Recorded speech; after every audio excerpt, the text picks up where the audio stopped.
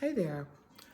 This message is especially for women and girls of birthing age, but really it's for all women and also for all men who have brothers and sisters and daughters and friends, female friends that they care about. I want to share a memory. As best as I can recall, I was young. I must have been no older than 5, maybe 4. And it's the middle of the night. My father, I'm in my pajamas, my brother's in his pajamas.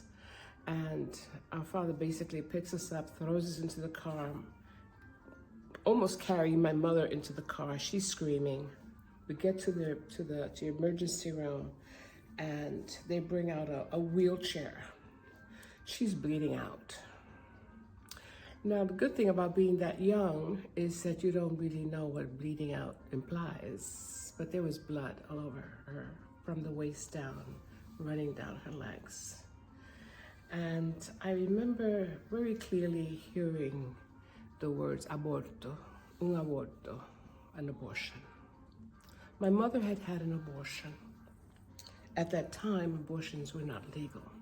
So she had obviously gone somewhere, and the abortion was botched up. She nearly lost her life. Some years later, my mother told me the story because this is not something that she discussed in front of my brother, but in the presence of other women, her sister and other Cuban women that she knew in her network, they talked about abortions. They talked about abortos because other women in her group had had similar encounters with near-death experience with abortos, abortions.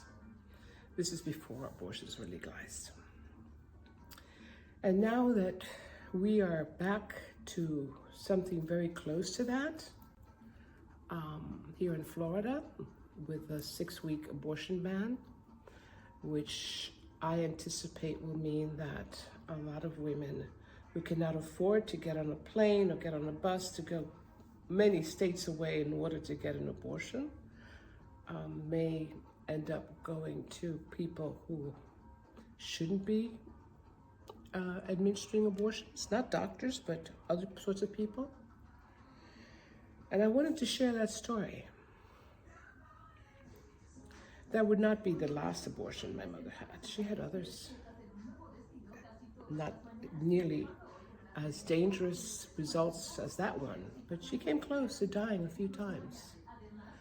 And in her case, she had to choose between risking her life with another abortion or risking her life being with a very abusive husband. Those were the choices.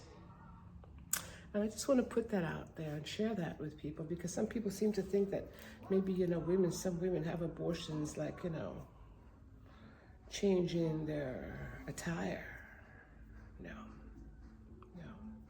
And of course, you have a lot of women that need to have abortions for medical reasons. But anyway, this is going on for too long, and I just wanted to share that story. Politicians, government has no business telling women what type of medical care they should receive, what they can and cannot do with their bodies. And I hope women realize that if they don't vote against these things, their daughters are going to be repeating these kinds of stories 10, 20 years from now.